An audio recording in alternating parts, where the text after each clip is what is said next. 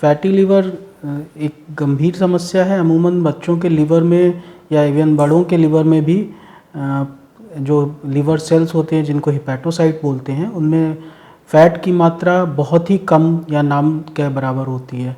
अगर इनमें फ़ैट का डिपोजिशन होना शुरू हो जाता है तो ये कंडीशन है, इसको फैटी लिवर बोलते हैं। नॉर्मली ये अमूमन नहीं होती अनटिल अनलेस यहाँ पे पैथोलॉजिकल कोई कंडीशन ना हो, लेकिन आजकल प्रायः देखा गया है कि बच्चों में फैटी लिवर बहुत ज़्यादा कॉमन हो रहा है, क्योंकि बच्चों में मोटापा बढ़ रहा है। आजकल अन्न की प्रचुरता और भोजन का उपयोग और जो फास्ट फूड है, जंक फूड है, इनका उपयोग की वजह से फैटी लिवर की समस्या बहुत ही ज़्यादा बढ़ रही है। फैटी लिवर केवल हाई बीएमआई, जिसको मोटापे के द्योतक माना गया है, केवल इन्हीं में नहीं होता। जिनकी बीएमआई बहुत कम होती है, जो किसी तरीके से भुखमरी से लड़ रहे हैं, उनमें भी फैटी लिवर पाया जाता है। तो एक तरीके से ये दोनों तरीके की एबनॉर्मलिटीज़, जिसको चाहे भुखमरी कहिए और दूसरी एबनॉर्मलिटी जिसमें अन्न की प्रचुरता की वजह से मोटापा है, दोनों ही कंडीशंस में फैटी लिवर होता है। फैटी लिवर के और भी कारण हैं, जिनमें प्राइमरी लिवर डिजीज़ेस कुछ हैं, जैसे ग्लाइकोजन स्टोरेज डिसऑर्डर्स हैं, और भी अन्य तरीके की बीमारियां जो मुख्यतः लिवर से संबंधित होती हैं, इनमें फैटी लिवर पाया जाता है। फैटी लिवर एक वो जो बच्चों के बचपन में ही शुरू हो जाता है, और दूसरा जो प्रायः मुख्यतः एडल्ट्स में देखा जाता है। जो बच्चों के फैटी लिवर होता है वो काफ़ी ज़्यादा हानिकारक होता है, क्योंकि इसमें लिवर के परमानेंटली ख़राब हो जाने की संभावना काफ़ी ज़्यादा होती है। तो इसलिए बच्चों का खान पान का अगर काफ़ी ध्यान रखेंगे तो फैटी लिवर से बचा जा सकता है, और अल्टीमेटली कहीं ना कहीं आप लिवर संबंधित बीमारियों से जो लंबे समय में उत्पन्न होने वाली होती हैं, उनसे भी काफ़ी हद तक बच सकते हैं। एडल्ट में जो बड़ों में फैटी लिवर देखा जाता है, वो मुख्यतः आपके मेटाबॉलिक सिंड्रोम और इंसुलिन रेजिस्टेंस, जो मधुमेह रोग के पहले की कंडीशन है, उन सब में फैटी लिवर अक्सर देखा जाता है, और वो भी एक कारण है जो कि आखिरी में लिवर संबंधित गंभीर रोगों में कन्वर्ट हो सकता है। फैटी लिवर के लक्षण, जैसे मैंने आपको बताया, ये बहुत कमज़ोर या भुखमरी के शिकार बच्चों में अधिकांशतः देखा गया है, या फिर मोटापे की तरफ जो बच्चे बढ़ रहे हैं उनमें अधिकतर देखा गया है। फैटी लिवर का बच्चों में कोई ज़्यादा मैनिफेस्टेशन नहीं होता, लक्षण आपको नहीं ज़्यादा मिलेंगे, लेकिन मोटापे को डिटेक्ट करना और मोटापे के साथ ही फैटी लिवर को भी ढूंढना ज़रूरी है, ताकि उसी समय उसका इलाज किया जा सके। अधिकांशतः बच्चों में फैटी लिवर के अन्य कोई लक्षण नहीं होते, लेकिन भुखमरी का कारण होने वाले फैटी लिवर के लक्षण पाए जाते हैं, तो उनके हिसाब से देखा जाता है। भुखमरी में तो फैटी लिवर हो सकता है, लेकिन अधिकांशतः जो आज की डेट में, आज के वर्तमान समय में देखा जाए तो मुख्य कारण फैटी लिवर का भोजन का उपयोग और असामान्य भोजन, जिसमें जंक फूड का शामिल होना है।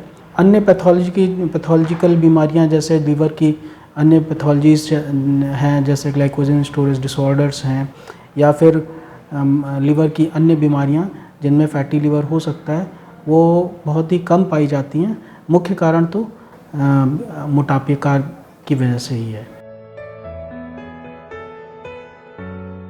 फैटी लिवर के इलाज में खान पान और बच्चे की जो शारीरिक क्षमता है, जिसमें बच्चे को अपना खेल कूद है, ये सब चीज़ों पे ज़्यादा ध्यान दिया जाता है। जो बच्चा जिसको मोटापे का कारण फैटी लिवर हो रहा है, उसका वेट कम करना एक बहुत ही मुख्य भूमिका अपनाता है, और कहीं ना कहीं फैटी लिवर को ठीक करने के लिए उसकी पूरी जो जीवन शैली है उसको बदलना पड़ता है। प्रायः देखा जाता है ये बच्चे जो फैटी लिवर के शिकार होते हैं, इनमें मोटापा बहुत ज़्यादा होता है, ये अधिकांशतः अपनी टीवी या मोबाइल में व्यस्त रहते हैं। बाहर के खेल-कूद और अन्य क्रियाकलापों में इनका रुचि बहुत कम होती है। जैसे जैसे मोटापा बढ़ता है, धीरे-धीरे मोटापा बच्चे की मानसिक स्थिति को भी बदलता है और कहीं न कहीं वो बाहर जाने, खेल-कूद और अपने शारीरिक क्रियाकलापों से परहेज़ करने लगता है। धीरे-धीरे ये शारीरिक कार्य कम होने की वजह से मोटापा और ज़्यादा बढ़ता है और अल्टीमेटली फैटी लिवर करता है। इसी तरीके से देखा जाए कि बच्चे की खेलकूद में भी जो उसकी रुचि हैं, उन पे अगर ध्यान दिया जाए तो उसमें भी बच्चे के मोटापे पे फ़र्क पड़ता है और अल्टीमेटली बच्चे का जब मोटापा कम होना शुरू होता है तो फैटी लिवर भी कम होता है। इसके साथ ही केवल मोटापे का ही इलाज नहीं करना, इसके साथ ही कुछ एंटीऑक्सीडेंट्स दवाएं भी दी जाती हैं और कुछ मल्टीविटामिन भी दिए जाते हैं जिससे बच्चे का जो फैटी लिवर हो उसमें काफ़ी ज़्यादा आराम होता है। जो पैथोलॉजिकल कंडीशंस की वजह से, जैसे मैंने कुछ कारण गिनाए थे, अगर उनकी वजह से फैटी लिवर है तो उन पे फोकस करना ज़्यादा ज़रूरी है।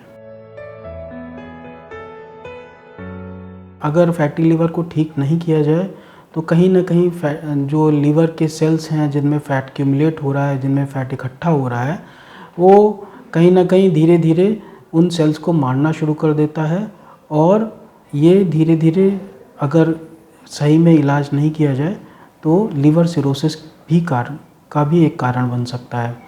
अमूमन देखा जाता है और माना जाता है कि वो अडल्ट्स जिनमें सिरोसिस का कोई भी कारण नहीं ढूंढ पाते और कोई भी कारण हमें नहीं मिलता, तो ये माना जाता है कि कहीं ना कहीं उनके बचपन में फैटी लिवर काफ़ी सीवियर ग्रेड का रहा होगा, जिसकी वजह से अल्टीमेटली लिवर डैमेज होकर लिवर सिरोसिस की तरफ बढ़ा। एडल्ट्स की तुलना में फैटी लिवर जो है वो ज़्यादा गंभीर होता है क्योंकि इसमें सिरोसिस होने की संभावना भी ज़्यादा होती है।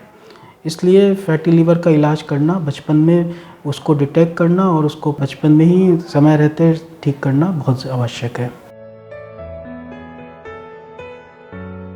नियमित दिनचर्या, नियमित भोजन, आवश्यक खेलकूद में संलिप्तता और आपका जो स्क्रीन टाइम है, जो आप मोबाइल और जो टीवी के सामने बैठ रहे हैं उसको 1 घंटे से कम का रखना, ये सब बहुत ज़्यादा ज़रूरी है। प्रायः देखा गया है कि बच्चे आजकल टीवी मोबाइल के सामने ही बैठे रहते हैं और खेलकूद में उतना समय नहीं दे पाते। उन सभी बच्चों से और उनके पेरेंट्स से मेरी रिक्वेस्ट है कि बच्चों को बाहर ले जाएं, उनको खेलकूद में बिल्कुल उनकी रुचि के अनुसार उनको अपना समय व्यतीत करने दें। संतुलित आहार ज़रूर लें।